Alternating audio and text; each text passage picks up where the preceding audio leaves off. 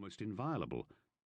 5 years ago, at his sister's wedding, he'd posed for a family photograph, his father's arm slung behind his neck, fingers grasping his shoulder. It was a firm grip, and to some it would have been painful, but to the cellist it was the opposite. The fingers on his flesh told him that he was loved, that he had always been loved, and that the world was a place where, above all else, the things that were good would find a way to burrow into you.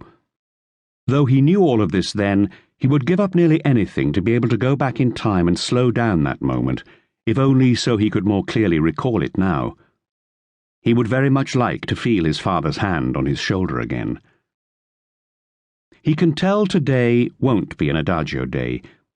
It has been only a half hour since he sat down beside the window, but already he feels a little better. Outside, a line of people wait to buy bread.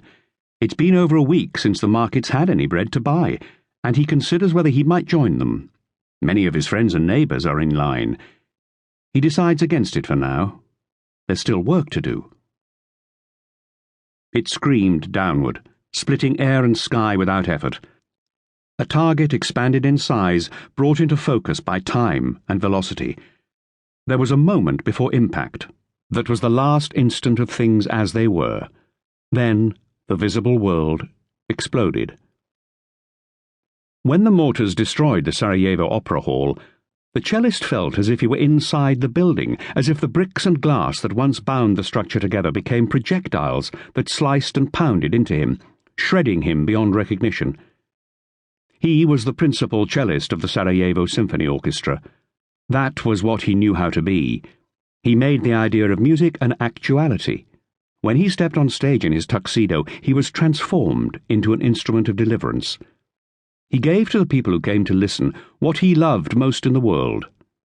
He was as solid as the vice of his father's hand. Now he doesn't care whether anyone hears him play or not. His tuxedo hangs in the closet, untouched.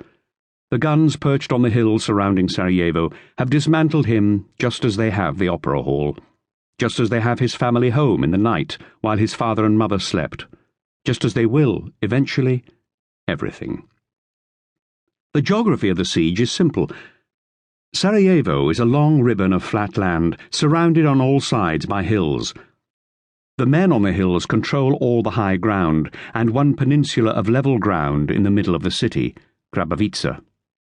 They all fire bullets and mortars and tank shells and grenades into the rest of the city, which is being defended by one tank and small handheld weapons.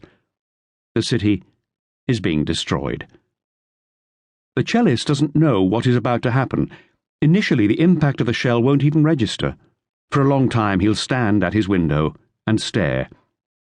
Through the carnage and confusion, he'll notice a woman's handbag, soaked in blood and sparkled with broken glass.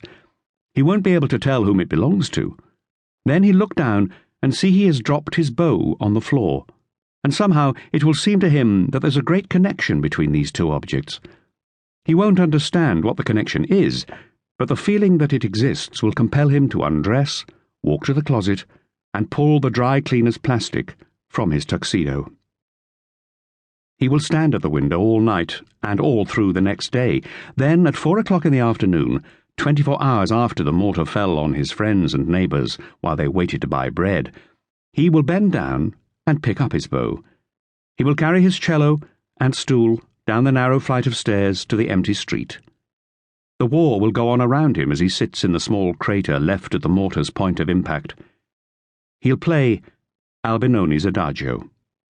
He'll do this every day for 22 days, a day for each person killed.